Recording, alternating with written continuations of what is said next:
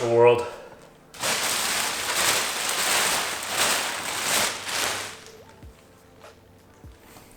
Yep, so the aftermarket seats are here. I went with the Sparco Sprints, and I'll go over why I did, but they're here and they've been here for about a week, and I was waiting for the seat adapter or the rail adapters to come, and they're here today, so I should be able to install it today as well. Let's go see how it works.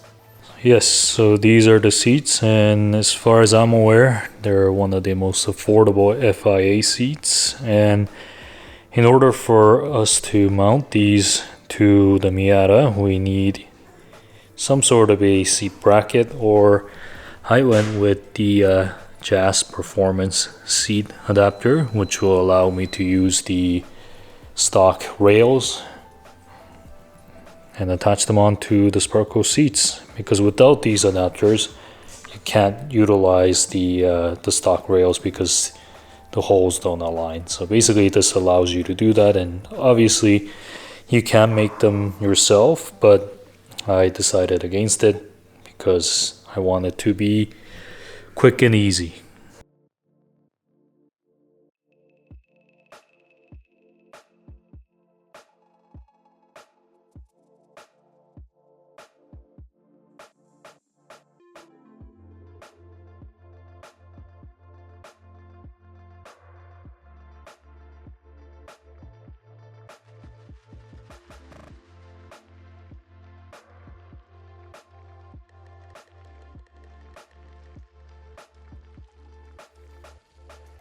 Alright, so the rails are on now, and this side over here, it's the passenger side or the right hand side, and this over here is the left hand side or the driver's seat in my Miata. So three of the adapters look very similar. The only one that differs a little bit is this driver's side or the left hand side seat on the inner side towards the shift knob. So that's a little different, but otherwise they're all the same. And I think Sparco recommends a 18 foot-pound torquing, but yeah, I just tightened it as much as I could. Alright, so taking the old rails out, pretty simple actually. Just gotta take off 2 bolts at the back, and 2 bolts and 2 bolts at the front, and then do the same on the other side. Do the same on the other side.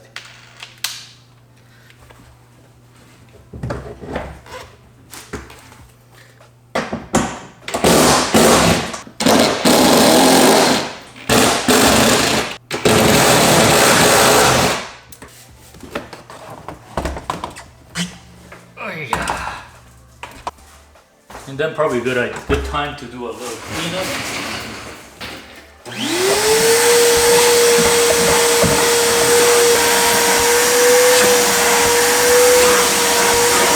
Now we gotta take the 4 bolts off to take the rail out from the stock seat. So one over here, one over here.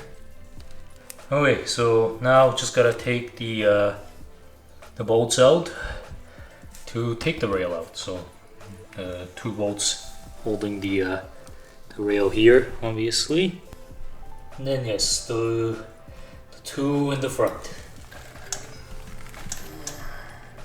Yep. So we need should come out pretty easily.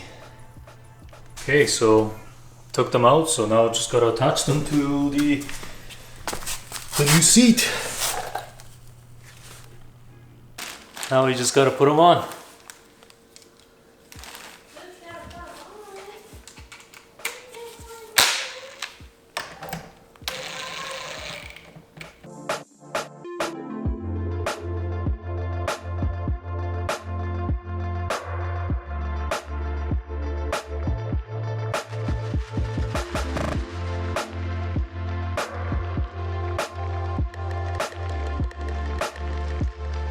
Okay, now on to the other side.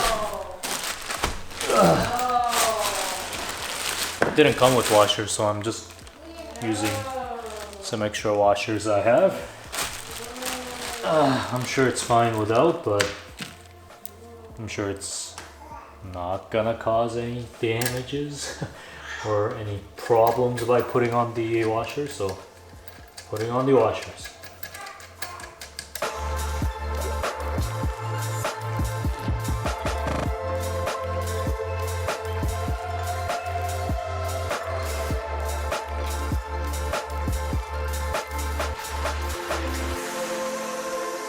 Okay, so they're all on, so hopefully I put the right ones on the right seat, right adapter on the right seats, and yeah, now all we have to do is put it in. Let's go.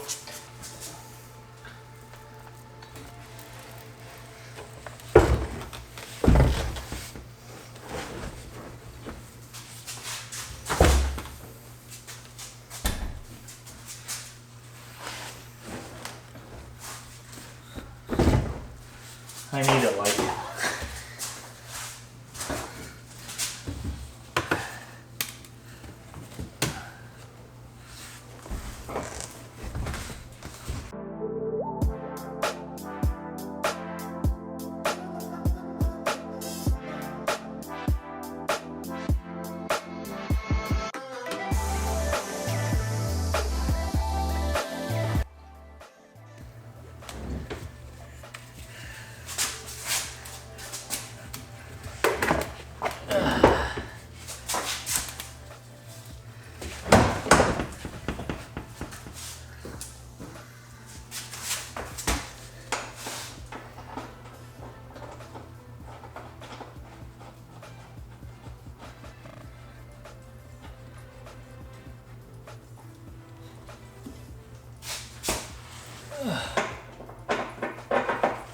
Why do I need the light?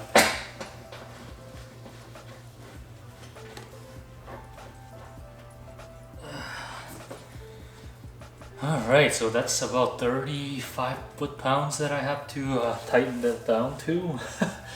I mean, not the hardest place to put in the torque wrench, but not the easiest either. Okay, let's put in the other seat first. But the driver's side went in, which is supposed to be the more tough side, so I'm hoping this should be pretty straightforward as well. Okay, so yeah, one of the nuts or bolts had a hard time going in, so this side took probably a lot longer than it should have, but they're all in there. Oh my god. Oh yeah, it looks nice. I've been inside. I'll probably do a proper broomstick test. It sits a little higher than I would like, so hopefully it's okay. Hopefully it passes the broomstick. But yeah, we'll find out.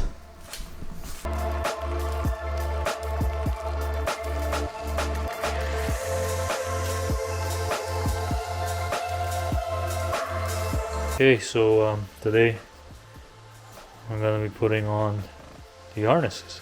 One's a 6-point with the cam lock, and the other's a 5-point with the latch and link system. So yeah, I mean, putting it in is the same way. So yeah, we'll do that and see how it fits into this car.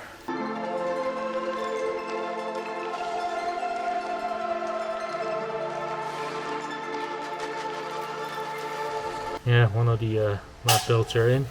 I try to use both of the seat belt and the harness, and making sure that the harness isn't just straight up, then it's gonna wrinkle up here. So the angle was important as well, but yeah, we got it in. We have to cut out some carpet here, as you can see. But yeah, it fits in, so we'll move to the other side here now. So yeah, now the shoulder belts are in too. Yeah, I might have to put in something so that there is no play here. I think like a circular clip or something like that, so that it doesn't move around. I mean, probably not going to move around when there is tension there, but still good to make sure that it doesn't move around at all. Yeah, pretty easy. Again, just make sure you follow the instructions to make sure that there's enough, basically about 4 inches at least here of the strap has safety, but other than that, this is pretty simple. So yeah, now we're gonna put in the seat, because now the 4-point harness is complete. So yeah, now we'll kind of play around to see where we need to position the six point, the 2 anchors on the floor here, and yeah, we'll kind of go from there. Just drill through.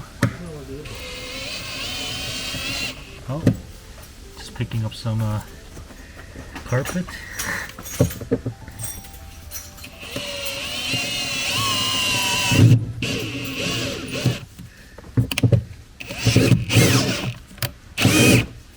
Yeah, I mean, I already measured this, but yeah, you want to make sure that these are about 4 to 6 inches apart, which this is about 5 inches apart.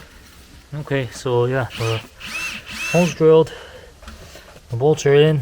I guess we don't need this tape anymore. But yeah, bolts are in. I just gotta tighten them up. But yeah, we ended up using some backing plates, like a metal plate. Let's see if we can see it here. Yeah, like that. Basically. Yeah. So yeah, on the other side it's the same thing there. So yeah, just gonna tighten this up and we'll be good to go here. Just gotta adjust this strap because there's nothing to adjust on this end, so it's gotta be perfect on this end here. So yeah, that's gonna take a little bit of time, but we'll get it done.